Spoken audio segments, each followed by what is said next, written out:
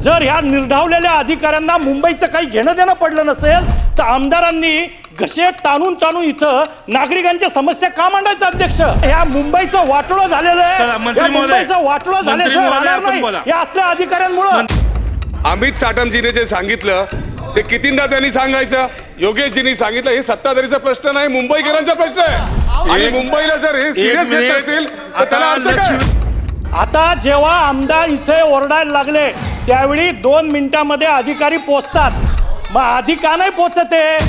मुंबईचा बट्ट्याबोळ झालेला आहे आणि अधिकारी अशाच मानसिकतेत राहिले, अगदी आपलंही ऐकायचं नाही ठरवलं तर हा बट्ट्याबोळ असाच वाढत राहील। मी या प्रवृत्तीचा निषेध करतो, आज भाषणच करणार नाही, थांबतो। अध्यक्ष महोदय, मला एक विचारायचं आहे, त्या दिवशी एवढा चांगला विषय या सभागृहात अमित साटम साहेबांनी सुरू केला, आपण सर्व सदस्यांचं म्हणणं ऐकून निर्देश दिले, तरी आजची गॅलरी तशीच। कुणापुढे बोलायचं? जर ह्या निर्धावलेल्या अधिकाऱ्यांना मुंबईचं काही घेणं देणं पडलं नसेल तर आमदारांनी घसे ताणून ताणून इथं नागरिकांच्या समस्या का मांडायचं? अध्यक्ष, तुमच्या पण शब्दाला जर किंमत देत नसतील, तुमच्या पण आदेशाला किंमत देत नसतील तर करायचं काय? अध्यक्ष महोदय, त्याच्यामुळं ह्या मुंबईचं वाटोळं झालेलं आहे, मुंबईचं वाटोळं झाल्याशिवाय राहणार नाही या असल्या अधिकाऱ्यांमुळे। मंत्री महोदय बोला। माननीय ऐका अरे ऐका ना अध्यक्ष महोदय, गृहनिर्माण विभागाचे जॉईंट सेक्रेटरी उपसचिव गृहनिर्माण विभागाचे इथं बसून आहेत, ऐका।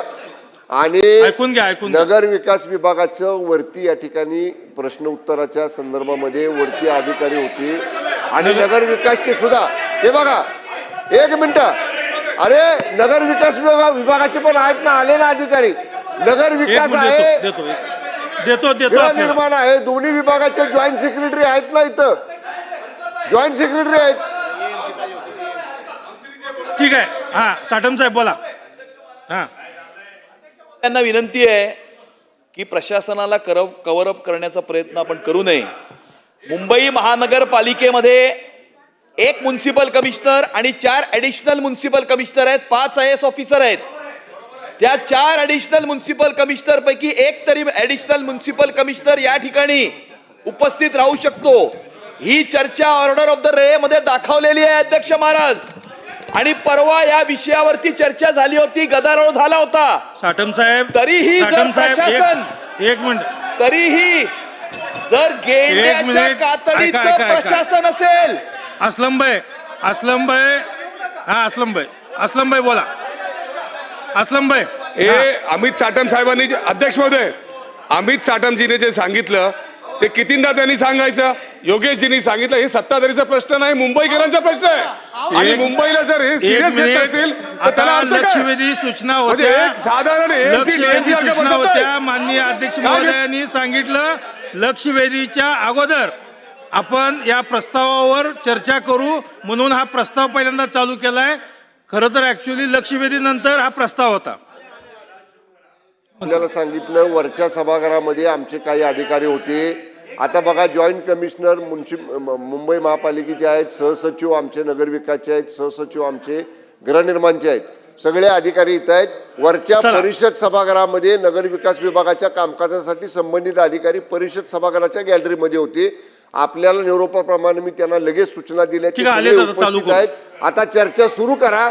आणि मंत्री म्हणून आम्ही बसलोय नाही तर आम्ही लिहून घेतोय ना सगळं, आपलं उत्तरात समाधानकारक नाही झालं तर राईट टू रिप्लाय मध्ये परत आपण विचारा, पण चर्चा चालू करा आता। ठीक आहे मंत्री तुपे साहेब, चालू करा।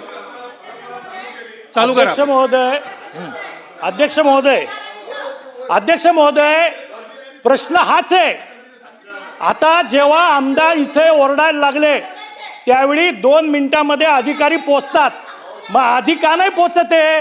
त्याच्यामुळे या देसाई साहेब आपल्यावर बोलत नाही, महानगरपालिकेचे जे अधिकारी आहेत त्यांच्या बाबतीत बोलतोय आम्ही।